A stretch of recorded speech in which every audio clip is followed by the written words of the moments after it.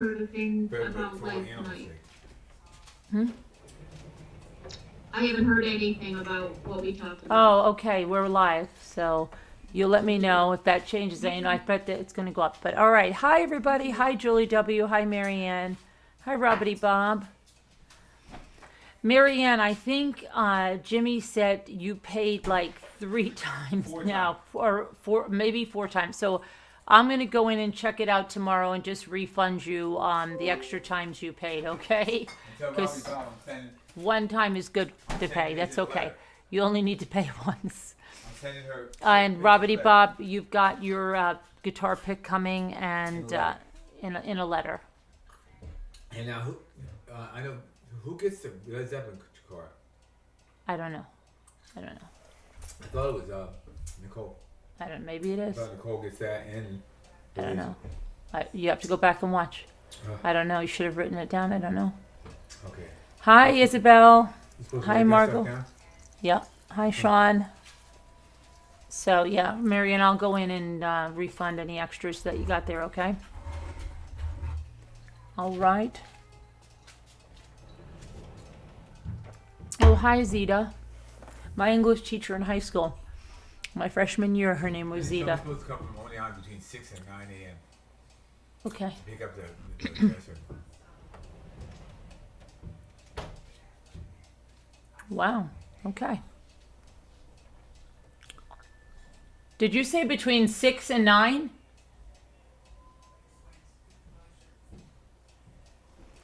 It's that time. Okay, so let's go, guys. I had a big day today. We've been going since early morning, and I was actually just falling. And now I've got a little bit of a second wind, but I was falling asleep before we went out to Rhinebeck to the Sheep and Wool Festival. And I have a bunch of pictures, and I have the sheep shearing videos and stuff. I have to upload everything. Had a great time. There is a couple of pictures on my Instagram, a couple of pictures my daughter posted too. But I'll get the rest of this stuff on there. Had a very full day.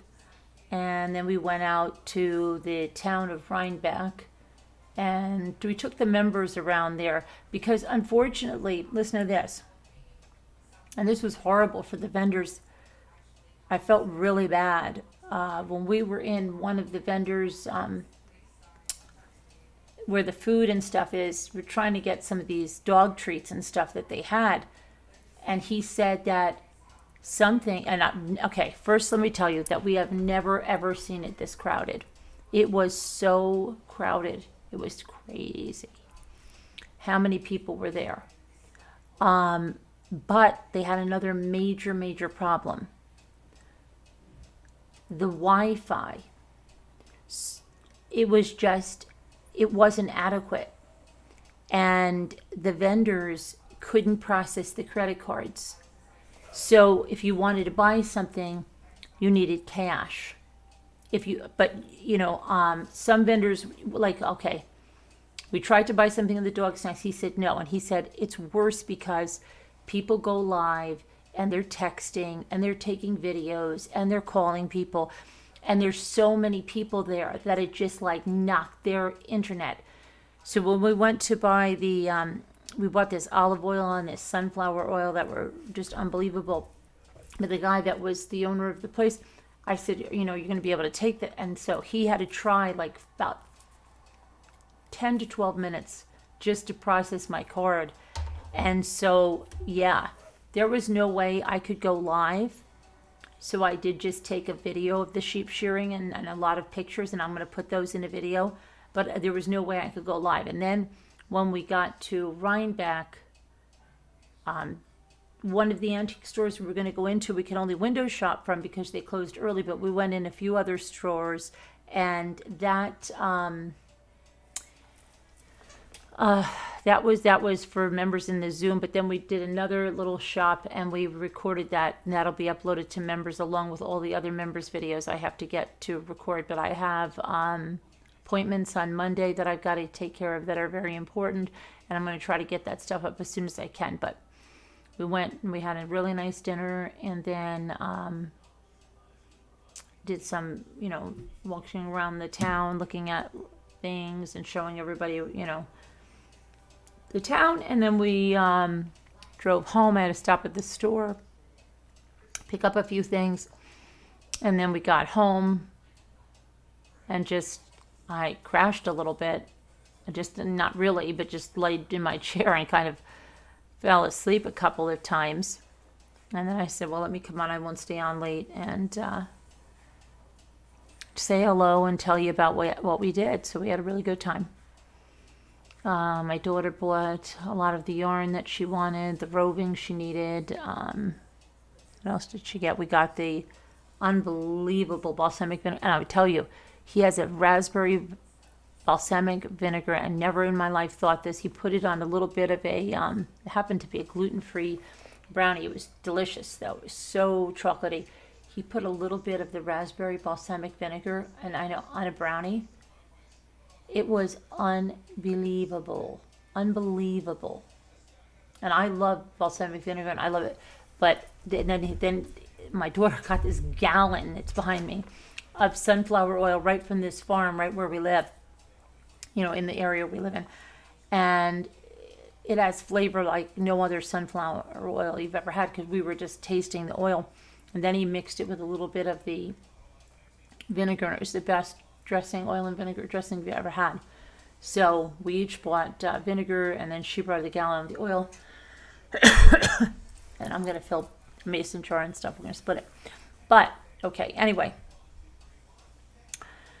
So, yeah, it was a beautiful day. Not too hot, not too cold. It was crowded, though. It was pretty crowded. Okay, and I'm trying to think about what else. But it's just been a full day. And then we kept checking into the 24/7 Zoom that runs here for members and Patreons. There's always a 24/7 Zoom running. And it's always full. And we checked in there a couple of times. And then, like I said, got home, brought some stuff in, unwound a little bit. I still have boxes back there. Chris Ree and Nicole, I got your boxes, but I didn't open them. And I have a package from Lark that I haven't opened that's above that.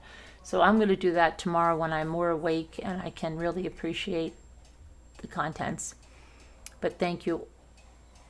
Thank you, guys. Yeah, we had a good time, Julie W. Just a little bit exhausted, right? So, but someone told me during that 24/7 Zoom that they caught the serial killer. And what else did I hear?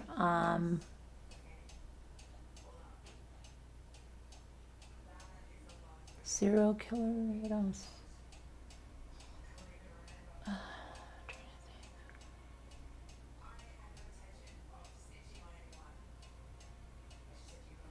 Boys are great. Boys are great. They're in bed. They play basketball. What they're doing is like they go down to, we have a youth center, and they play basketball with their friends, and then come home, or they sleep over and they take turns sleeping over each other's houses, and so that's good. They're doing very well. Obviously, it's 1:48 in the morning. They're asleep. My daughter's asleep. Jimmy just went to sleep. I'm going to be going to sleep really, really soon. We have a busy day tomorrow. A lot going on. And so, all right. Let's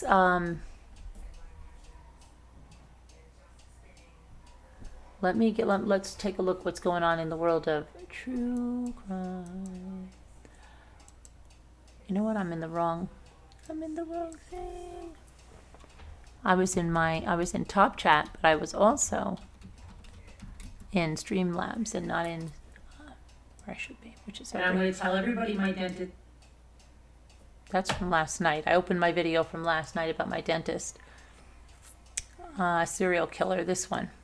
Because they had the same thumbnail. This is the right one. Okay. It's all right, right?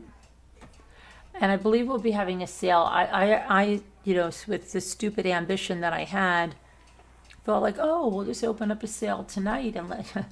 But I'm too tired to do that. right now, so we'll have it sometime tomorrow. It'll probably be later in the evening. I have to see what's going on, okay? We'll talk about that more tomorrow.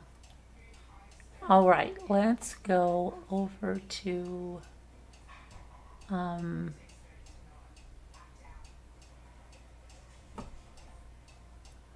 hi Farm Wife. Hi Carolyn P. Hi Robity Bulb.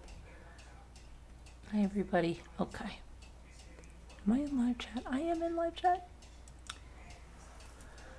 All right, so we have another missing girl. Unfortunately, I think we should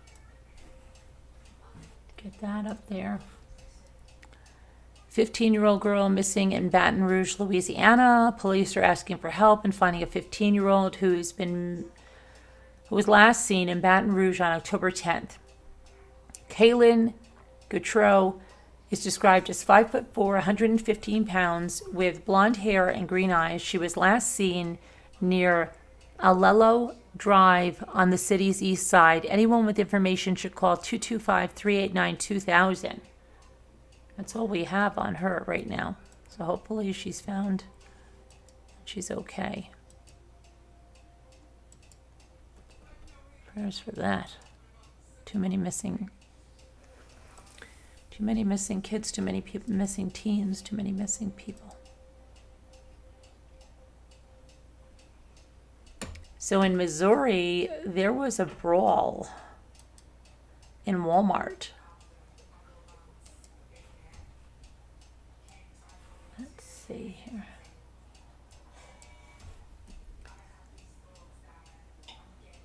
Missouri police are trying to identify the people involved in a brawl that broke out in a self-checkout area of a Ferguson Walmart this week. Ferguson Police Chief Frank McCall said all of this broke out on Tuesday night after another small incident that happened earlier in the evening.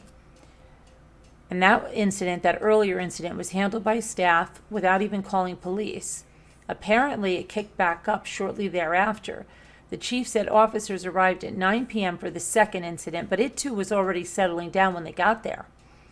Officers are working to get surveillance video from inside the store, but videos posted all over social media showed people biting, throwing objects, and setting off fire extinguishers. I've seen some videos on social media, and it's disgraceful. I'm going to call it like it is, said McCall. McCall said there was 10 to 25 people involved in these altercations and that detectives have identified some of the people. The fact you have individuals that might have assaulted each other or have been assaulted, we have to ensure that they're prepared and willing to prosecute. But the other thing is that we have Walmart as a victim as well, and I'm confident they'll prosecute because they have some property damage as well. Some shoppers and residents have called for the store to be closed, citing other incidents that have taken place there. But McCall said he doesn't consider that Walmart a public nuisance. I think the issue is this. It's that this Walmart could have been in any place within the region. It all depends on the parties that are involved. I will say it's not isolated just to this location, and it's not just to this business. We have a lot of different incidences that are going on, not just within business establishments, but even on the public streets. And it's not the point of trying to move it, you want to stop it. Police said no arrests have been made and no injuries have been reported to investigators. So that's that, yeah, close it down, right? Hey Kelly B, hey Mommy, thank you so much for joining Mom and I this past Thursday. I was smitten when I saw you in our chat. Thank you so much. It's been crazy. Wait a second. Kelly B, your mom is, oh my gosh. Now, wait a second. I'm so confused because we had a Kelly B too. She sang with us once. It's not the same one, I know. But that's so funny. Thank you. Yeah, they're Patricia, not Pamela. I don't know if Kevin's here and he can put your mom's channel in. Where's our Kevin? He was on here earlier. Kevin, can you?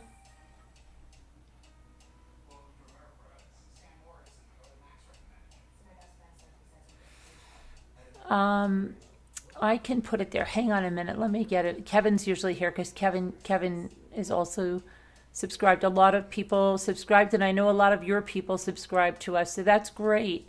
Love to do a collaboration one time. Sure, that would be fun. But yeah, you guys are funny, and I know we had a good time hanging out there together. A bunch of us went over. Let me pull that up.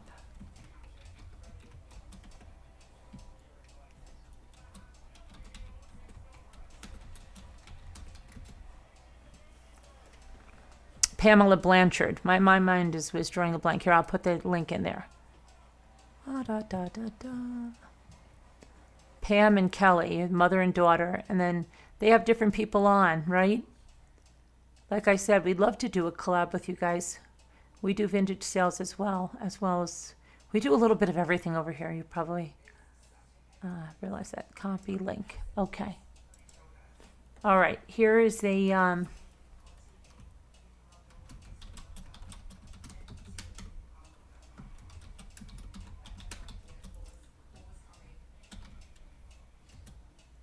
there you go.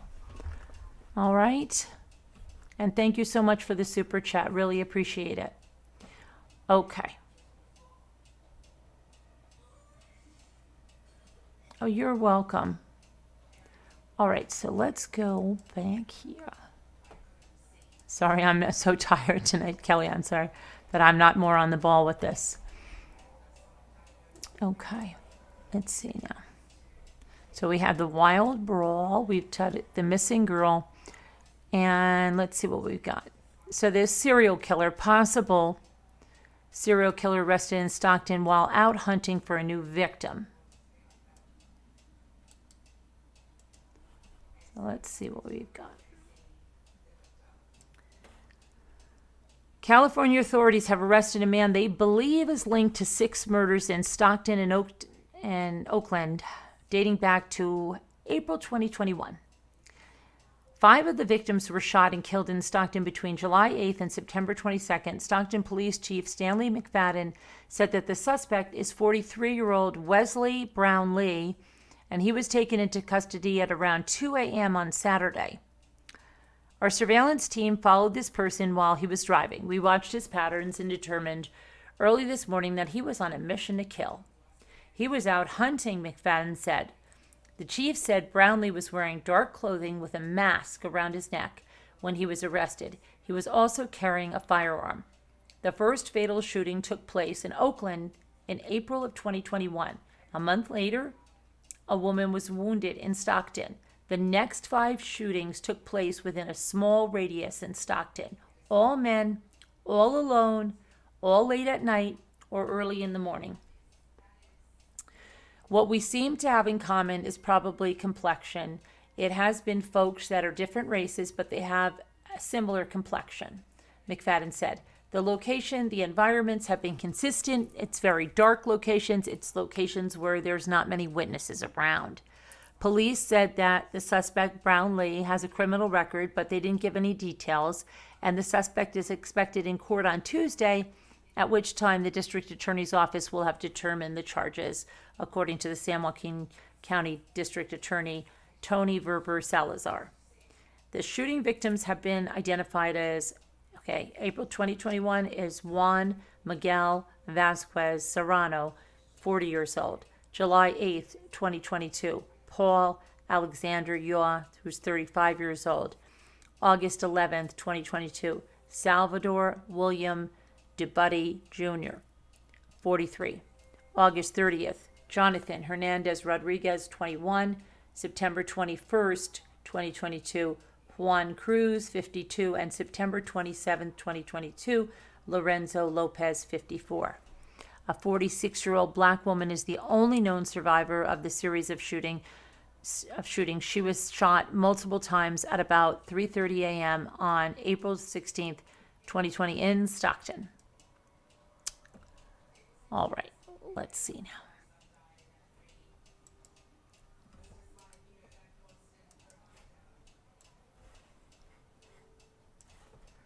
We have the body of a 17-year-old girl who was found on Interstate 94 Friday morning in suburban Detroit. The girl, whose identity has not been released, had a gunshot wound to her head, Michigan State Police Lieutenant Michael Shaw said.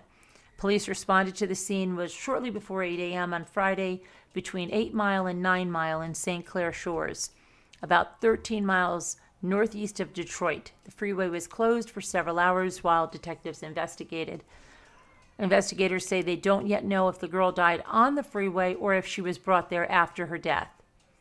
Police ask anyone who was in the area at around 3:45 a.m. to call MSP's Metro North Post at 248-584-5740. Information can be reported to the Crime Stoppers of Michigan at 1-800-SPEAK-UP.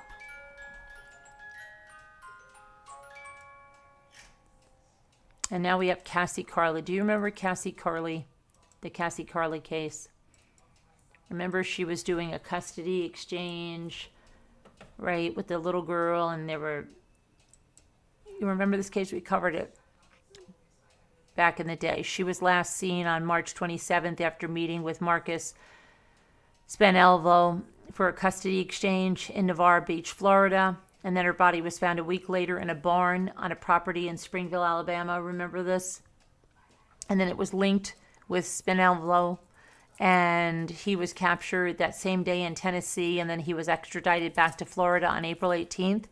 Well, he was never charged with Carley's death, but his trial is on charges of tampering with evidence and obstructing a criminal investigation, and that was set to begin in Santa Rosa County on Monday. Charges were dropped on Thursday.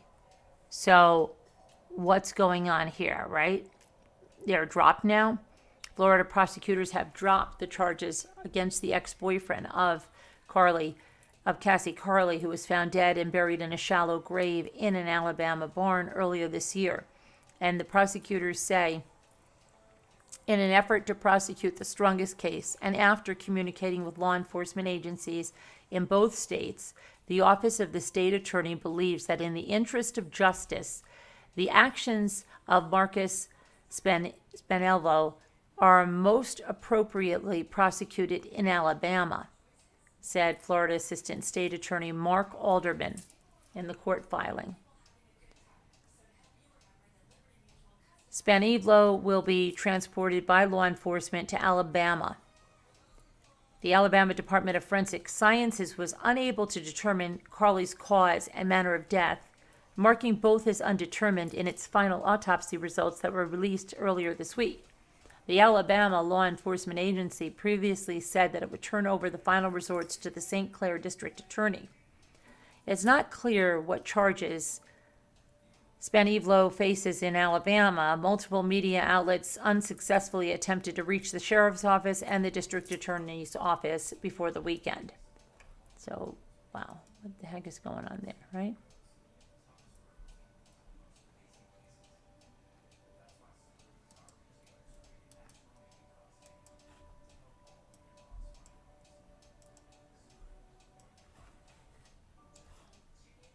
A woman who survived a near-deadly encounter with the accused killer of a Chicago boarding house owner is sharing details of the chilling interaction. Authorities allege that 36-year-old Sandra Kololu murdered and dismembered her landlord, 69-year-old Francis Walker, and then stored her remains in a freezer at the boarding house. Her remains were discovered Monday, prompting police to arrest Sandra. An unidentified woman said that earlier this year she found herself face-to-face with Sandra Kololu in the stairwell of a condo that Kololu sang a song threatening to kill her. She started to sing, "I'm a doctor, I can kill you. I'm a doctor, I can help you." The unnamed woman said Kololu knocked her onto the ground without provocation during the incident, which allegedly occurred on January 24th. She got on top of me. She put her hand over my nose and squeezed it shut. She put her other hand over my mouth. She closed it shut. She tried to kill me. The victim had just used her inhaler before the attack and said Kololu attempted to stuff the inhaler into her mouth. I had one breath left and I bit what I thought was her hand, but what I ended up biting was her finger. I tried to get her up off the floor, tried to take her away, which they eventually did, taking her to a psychiatric hospital. Kololu, who reportedly had a long criminal history, was charged in connection with the incident, but a jury found her not guilty. And since I wasn't dead, I guess I don't count, said the woman, who expressed frustration with the outcome of the case. It's not clear why the jury did not convict Kololu, but she drew police attention again this past week to the tenants at the boarding house, and she called authorities multiple times to report disturbances, including reports of screaming early Monday morning. Walker had reportedly served Kololu with an eviction notice on Saturday. Kololu is held without bail as the murder investigation proceeds, and she faces charges of first-degree murder and concealment of a homicide. Those who knew Walker described her as a kind person. She was very generous with her time, Arnold Walker told the media. She had older friends that she kept in touch with who had mobility problems, and she would give them rides around the Chicago area. She took people to church or other occasions or to eat out. Terrible.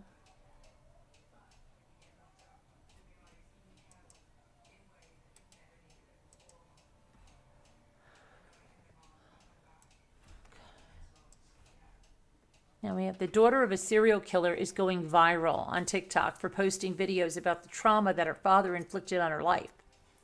Keith Hunter Jesperson is serving life behind bars at Oregon State Penitentiary for murdering 8 women between 1990 and 1995.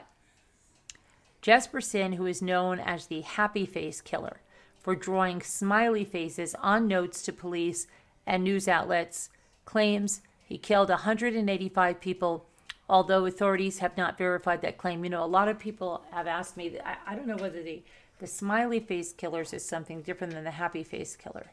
But the happy face, they have asked me to cover.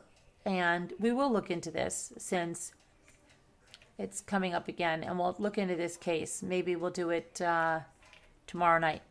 As Jesperson spends his days in prison, one of his 3 children, 43-year-old Melissa Moore, is posting details of her life on TikTok, and in one post in September, she read a letter that Jesperson wrote to her about her wedding in July. In the letter, he says, "I'm fat, and my husband is fat," adding that her father also doubted that her marriage would last. The letter included a photo from the wedding, which puzzled Moore, who believes her father may have obtained it from social media. Jesperson asked why he wasn't invited to the ceremony. Elsewhere in the letter, Jesperson expressed affection for his daughter. "Remember, most of all, daughter, I never stopped loving you." In other videos, Moore describes how her father's crimes negatively affected her growing up and to this day. And I quote, "It was a huge secret that I wanted to remain that way. In 1995, after my dad's arrest, I was deeply embarrassed and ashamed." She continues to seek counseling every week. Moore launched the podcast recently about her life and her father's murders entitled Happy Face Presents Two-Face. She also published a book called Shattered Silence, The Untold Story of a Serial Killer's Daughter.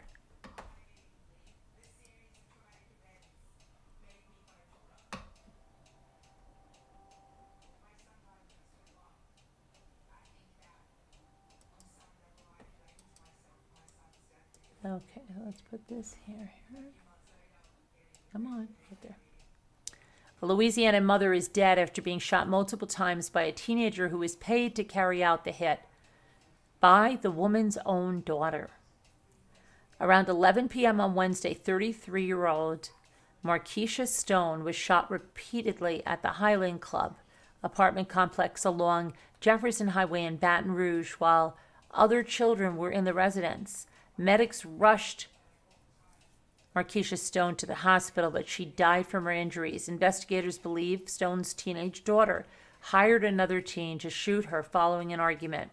The alleged shooter has been identified as 16-year-old Dwayne Barfield, whom sheriff's deputies located near the crime scene. Barfield allegedly confessed to investigators that he shot Markeisha Stone, and asserted that 16-year-old Jermaine Lewis, Stone's daughter, paid him hundreds of dollars to pull the trigger. Lewis also reportedly confessed to arranging the hit on her mother, telling police that she asked Barfield to carry out the shooting after she and her mother argued about where she should live. Wow. Just before the murder, Lewis allegedly brought her younger siblings into another room. Authorities arrested both teens, who are presently in the custody at the East Baton Rouge Juvenile Detention Center and are awaiting hearings in November and December. Barfield is facing a charge of second-degree murder and possessing a weapon as a juvenile, and Lewis is being held on a charge of principal to second-degree murder. Markeisha's father, Marvin Palmer, who is also Lewis's grandfather, described his daughter as a caring mother, a loving mom, did everything she could to take care of her kids. She didn't deserve that. Palmer said he had spoken with his daughter just hours before she was shot. I just can't believe it, man. I'm not hating my granddaughter, but at this time, I don't want to see her. If I do get a chance to talk to her, I just want to ask why. The grief-stricken father and grandfather said he helped his daughter raise her kids. She leaves behind 3 young sons, and Palmer says he wants the younger children to forgive their older sister. He told all of the children except for the very youngest what happened. I told her little brothers, don't be mad at their sister. The GoFundMe page has been launched to help cover Stone's funeral expenses. Very sad. Crazy, right?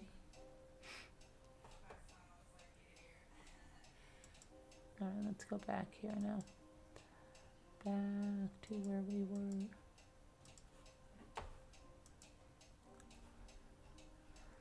All right, so we got that. We did that. Did the happy face. Now we went over that blood pressure, so I did that one.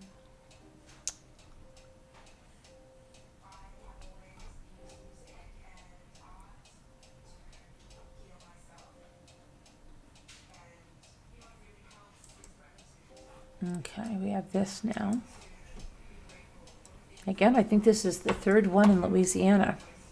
Louisiana authorities have arrested a 15-year-old boy in the shooting death of a 19-year-old woman earlier this week in LaPlace. St. John the Baptist Parish Sheriff's deputies found Yasmin Hallam fatally wounded Sunday afternoon in the front yard of a home in LaPlace.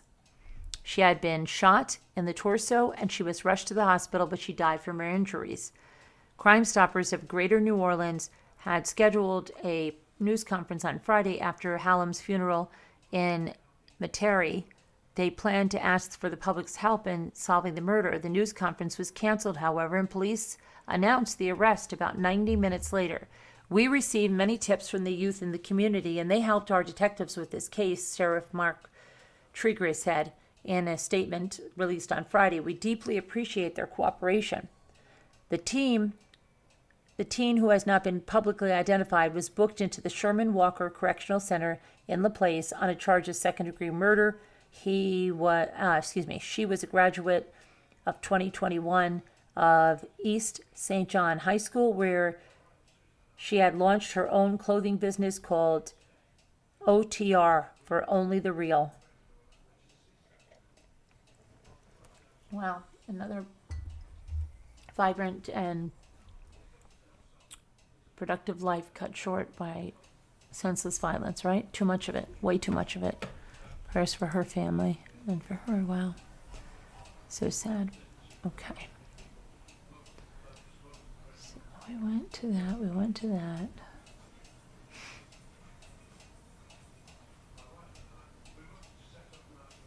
And there's a 15-year-old that is the suspect for that massive shooting in Raleigh, North Carolina. What is going on today, guys, with these kids doing this stuff? A 15-year-old suspect is hospitalized in critical condition after a mass shooting in a bucolic residential neighborhood bordering the Neuse River Greenway of East Raleigh. 5 people, including an off-duty police officer and a 16-year-old boy, were killed in the shooting, and 2 others were wounded. including another police officer who was treated and released. The other wounded victim, identified as 59-year-old Marcial Gardner, was in critical condition. Patterson identified the deceased victims as Nicole Connors, 52, Susan Carnetz, 49, Mary Marshall, 35, Gabrielle Torres, 29, that's the police officer, and a 16-year-old boy. She said some of the victims were shot in the streets in the neighborhood. The suspect then fled the Greenway. And then we had some victims who were shot on the Greenway, she said. Patterson and other officials were unable to provide much of the information about the shooting or the suspect, citing the investigation, but they pledged to provide confirmed information as it becomes available. The shooting did more than grip the Hedingham neighborhood at about 5 p.m. Police and other responders swarmed the neighborhood and began hunting for the suspect, as the few residents who saw him described him as very young and dressed in camouflage with a long gun. By about 8:30 p.m., police say they had the suspect contained and surrounded, and then later said he was taken into custody and taken to the Wake Med Hospital for treatment of critical injuries. It's not clear if his wounds were self-inflicted.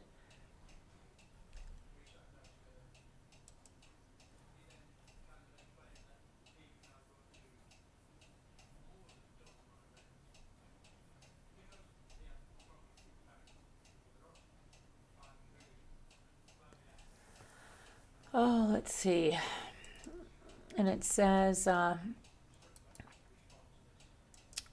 people are, because of the Netflix series, retailers have reported that they're selling controversial Jeffrey Dahmer costumes for Halloween.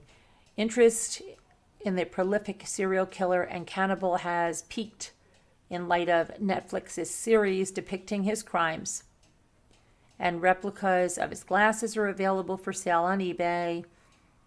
Online users have been showing off their past and future Dahmer costumes before Halloween. The ordeal has been met with backlash, as many note how Dahmer targeted racial minorities and how racism and homophobia facilitated his crimes. Jeffrey Dahmer, a sex offender, killed 17 men and boys between 78 and 91. With many of his victims being black or racial minorities. He also mutilated and cannibalized many of them, in addition to preserving their remains. Jeffrey Dahmer was serving life sentences in Wisconsin when inmate Christopher Scarver killed him and another prisoner in 1994.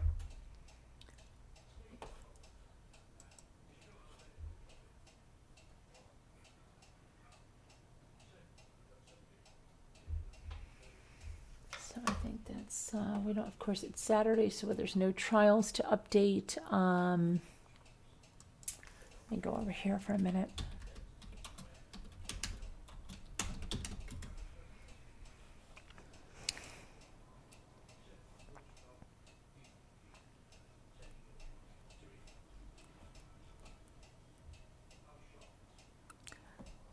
Let's see, Minnesota. Let's read this. In Minnesota, Minnesota man is accused of trying to murder his ex-girlfriend while out on bond. Okay.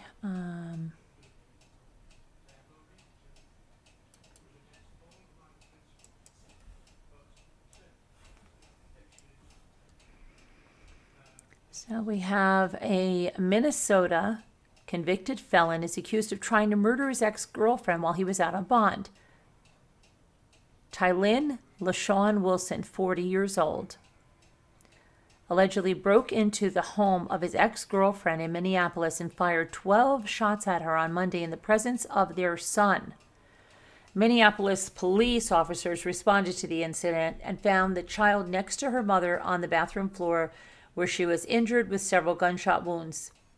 She told police that Wilson kept shouting at her until he was out of bullets. After being taken to the hospital and undergoing surgery, police say that her condition is stable.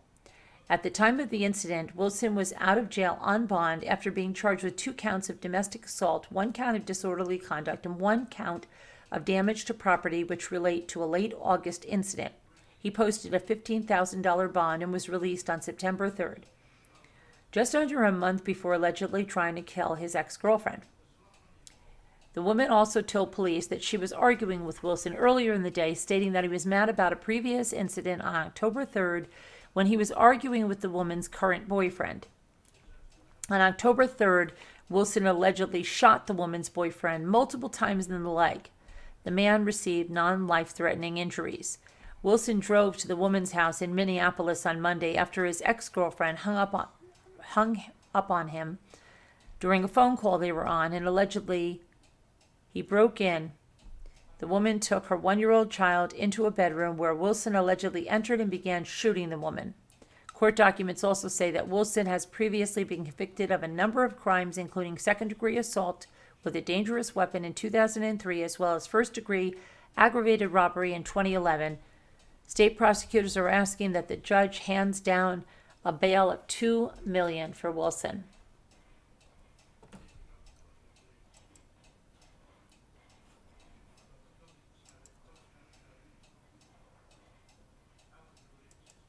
Okay, so we have another person that wants to play lawyer. And we see how well that always goes for people, right? Well, Shannon Brandt intends to fully defend himself against a murder charge in Kayler Ellingson's death. Shannon Brandt intends to fully defend himself in this murder charge he's facing. Brandt, 41, was arrested after police say he used his SUV to fatally hit Kayler Ellingson, 18, during the early morning hours of September 18th after a street dance at a local bar in McHenry, North Dakota.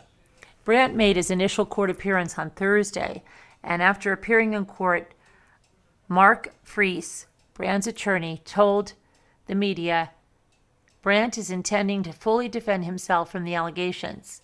And I quote, "We have requested discovery and background information from the prosecutor. The process was set back a little bit due to the dismissal of the initial charges. Once we receive and review discovery, I may be able to tell you more, but for now I can just tell you that it's Mr. Brandt's intention to fully defend himself against the allegations pending in the open case file." Prosecutors allege that Brandt left the scene and told a 911 operator that Ellingson was part of a Republican extremist group, adding that he was calling others to come get him. North Dakota Highway Patrol Captain Brian Boone said that earlier that there was no evidence suggesting that the teenager was part of a Republican extremist group or that the incident was politically driven.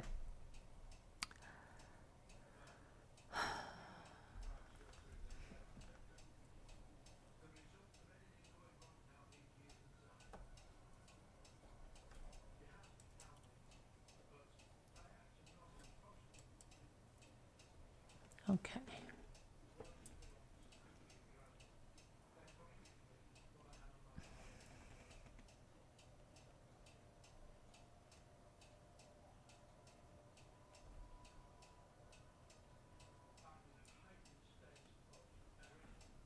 Okay, so let's go back to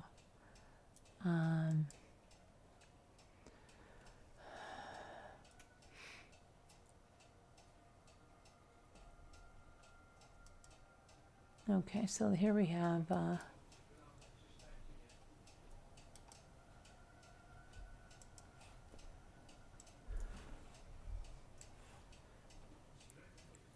California Governor Gavin Newsom blocked the parole of cult leader Charles Manson's 74-year-old follower, Patricia Krenwinkel. On Friday, Newsom, 55, overruled the recommendation for her release after citing the inmate still poses an unreasonable danger to society if paroled at this time, adding that the ruling marked her 15th time parole was unsuccessful. Ms. Krenwinkel fully accepted Mr. Manson's racist, apocalyptic ideologies. Ms. Krenwinkel was not only a victim of Mr. Manson's abuse, she was also a significant contributor to the violence and tragedy that became the Manson family's legacy. And this was her then and now.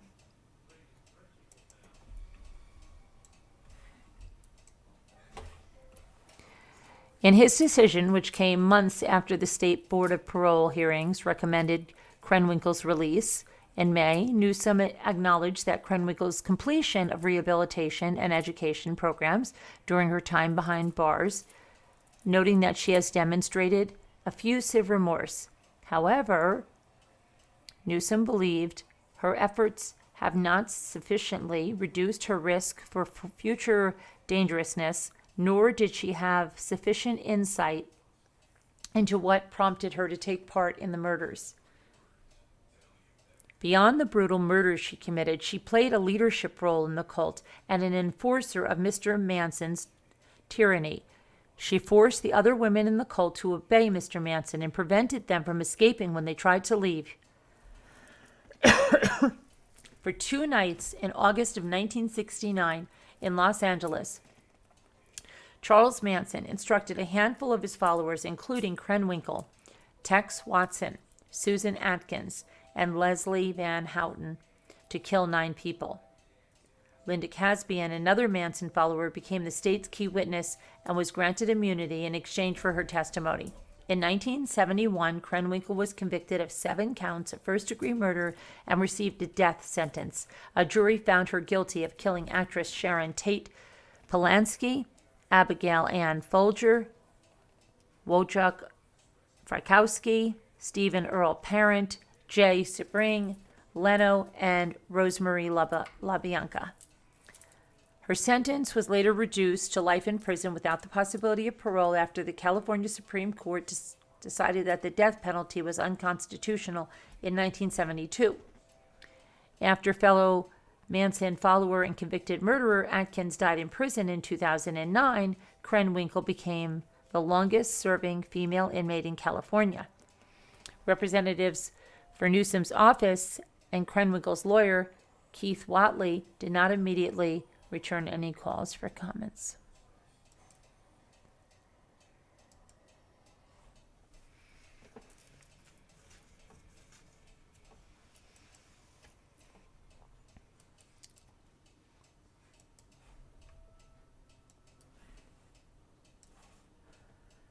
Conspiracy theorist Alex Jones was handed a major defeat in a Connecticut court this week, but will relatives of the Sandy Hook victims be able to collect any money? And does this mean he's going to stop with his lies? He hasn't been deterred yet. Alex Jones was at it again the day after the judgment.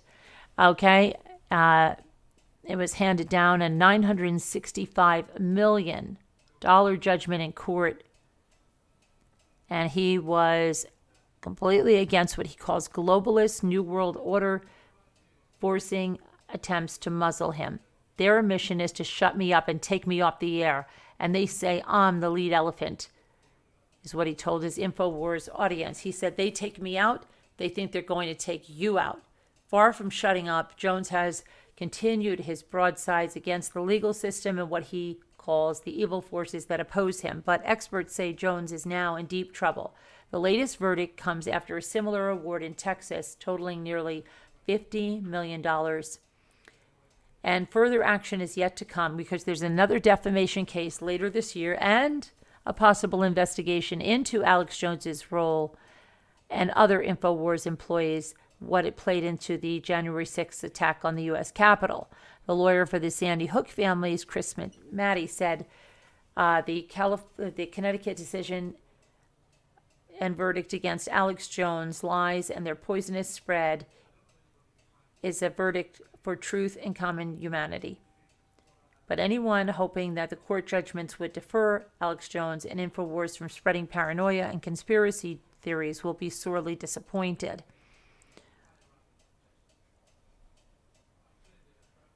So let's see.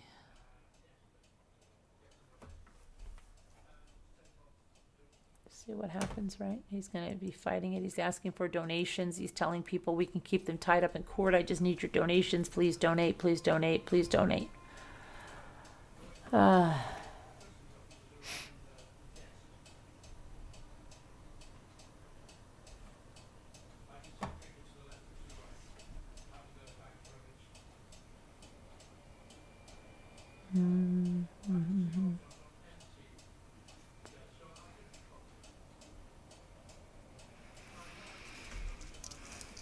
Let's see if we can. We don't. Okay. All right. What is this? Hold on. Is this? Okay. There's some breaking news that 3 people are dead and 1 person is in stable condition after a shooting on the north side of Pittsburgh Saturday evening. Police said 1 man and 2 women were shot and killed, and another man arrived at a local hospital with a gunshot wound. And that was just in. Okay. And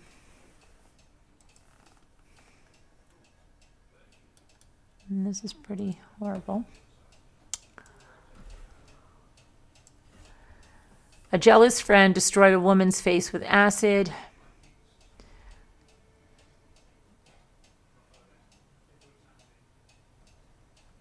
The woman was soon to become a flight attendant when her jealous friend attacked her. Hang on a minute here. Hold on, I gotta take that off. Hang on. Due to the surgeon's efforts at reconstructing the woman's eyebrows and eyelashes, she has bounced back brilliantly and now runs a grocery store. The doctor said that Kanwa is one of the bravest women I have ever met. It was wonderful to hear how she rebuilt her life following the attack and is now working successfully in a textile company. And she has praised the doctor, saying he completely transformed her face. She was left without a nose, eyebrows, or eyelashes, and she was forced to give up her dream job. Hair transplant surgeon Asim Shalmalek from Manchester flew out to Pakistan in order to help her for free. So, very nice that he did that. And we'll leave that on some good news right there. And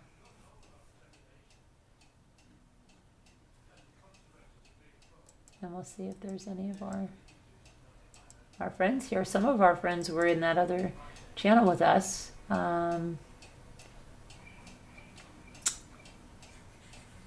What do we have? Let me do my gallery view. Gallery. Okay, I'll take this off. Okay, so let's see who's here, who's sleeping.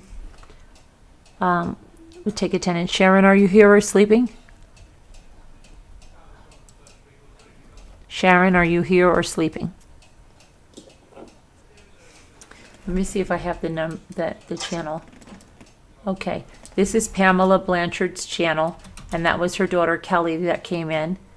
And so check it out.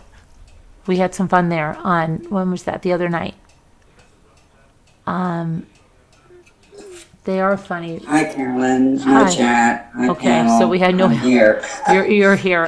Linda, I'm here. Liza, Lark, Debbie D, Margot, Tammy, Rough and Ready. I'm here. Okay, so we got 2 people here. Okay, good. Rest are all sleeping. And I know Danielle Nicole is sleeping, so I'm going to put her into the, no. I'm here. Oh, there, see, everybody's coming out. As soon as I say if I put them in the waiting room, they're flying out. Hi, Debbie. Hi. But I'm exhausted tonight, so what I'm going to do is you can come into the Zoom if you want, but I'm going to start a new Zoom, so I'm going to start it right now. Sorry, guys, I'm going to start it right now. Put the number back in there. Don't worry. Don't be scared of the blue screen. You don't be scared, people. It's not a scary thing. It's not. It's not scary. It's just not scary. Oh boy. So like I said, we'll probably have a sale tomorrow. We'll see how that goes. I've got some things I'm going to do during the day, and we'll see. It's probably be at night. See. I'll at least get it started. I may come in a little later, depending on my day. But anyway, we'll try it. Let me get our friends in back in. Because this kid is ready to go to sleep. It's been a long day. I am high 61. I've been going all freaking day. Look at me. I'm exhausted. Absolutely exhausted. I'm gonna go to my massage chair first, and then I'm going to bed. I am so tired. What am I supposed to be doing? See, I'm just like, it's like that day when Scooter and Janae were telling me to come out, move the car, and I was just like spacing behind the wheel. I was so tired. Yeah. I laugh so hard when I think of their faces. It was so funny. And prayers, Danielle, see that your dad's doing better and your mom. Okay, I put the number in there. And let me go and we'll see what happens. Let me go back to the chat.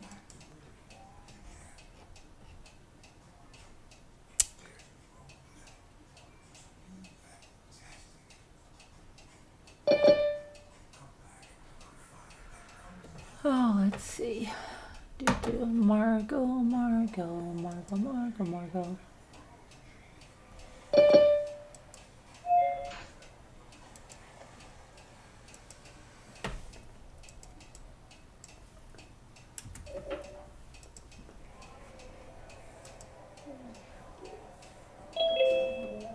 Hi, Deborah. Hi, Margot. Hi. Hi.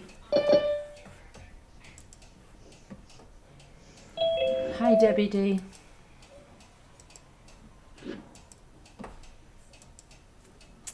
Hi, Rough and Ready.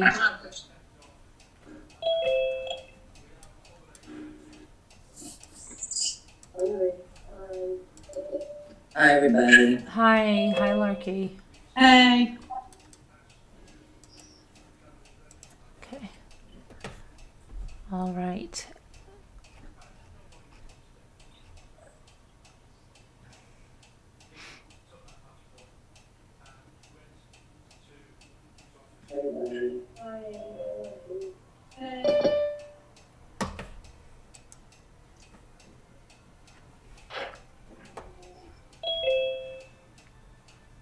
Oh, Danielle C is here?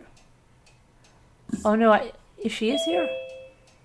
No, I know she's not here. I was just saying prayers for her. Oh, okay. No, she is here. Danielle C is here. Hi, Danielle C. How are your parents doing today? How are they doing today? How are they doing today?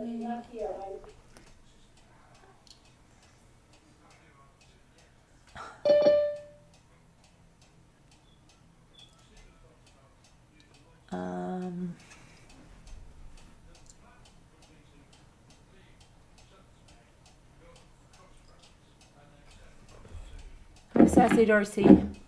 Hi. Hi, Sean Sneed. Hi, 61. Slow but progressive. Oh, that's good. Any steps forward is a good thing, right?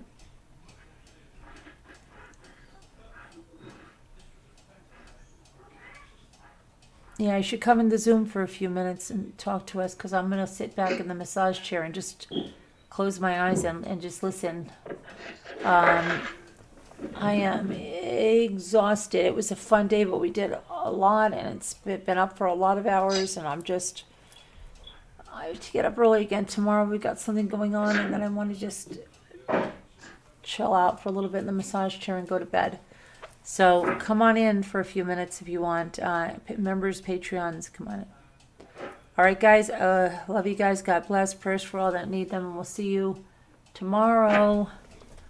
All right. Yeah, it's massage time. All right. Oh, I've got to go in there and hold on a minute. I've got to go into my YouTube studio. Who's moving furniture or something? Sassy, you moving furniture? What was that? Are you moving furniture? Oh no, could you hear that? I'm sorry. No, it's yeah. Hurting my floor. What are you doing? Swiffering? Yeah, well, just, it's like It's 2:30. like a vacuum. I know, it's 2:30 a.m. though. Yeah. Don't be like that I know. lady with the meat mittens. Remember I she? slept till 2 o'clock though. I know, but the lady with the meat mittens, that Valerie Burton, she was vacuuming the floors at 3 a.m. I know. You don't want to be like. You don't want to be like that. I'm not gonna kill anybody though, I promise. You don't want to be like that, please. Oh my gosh. Yeah. Meat mints. Meat mittens. Valerie. Valerie Bertinelli, yeah. Okay, I finish. All right, yeah, I'm going to end this now. I got to get it in there to end this. Okay, everybody, bye. Love ya. Good night, everyone. God bless.